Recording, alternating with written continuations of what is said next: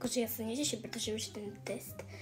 A je ten deň, kedy píšeme. No tak radšej písať test, ako trpieť a nemať halloweenskú party. Takže radšej to písať. A ty si sa učila. Čo mňa to má zaujímať? Iba to, čo z literatúry. Ľudové piesne ma absolútne nezaujímali. To pre mňa nech mi dá aj 4, mne to je jedno. To je akože strašne ťažko, preto som to s Bohom. Len dúfať, aby som to mala tak na 2, na 3. Inak ma rodičia zabijú a ani halloweenská party nebude. A zase bude učiteľka zabávať a bude jej to úplne jedno. Klasika, čo by sme od nej mali čakať. To je jedna veľká pohroma, len tá učiteľka. Drž mi palce, ja ich držím tebe. Ste sa učili na ten hrozný test, ja absolútne, mne to bolo jedno.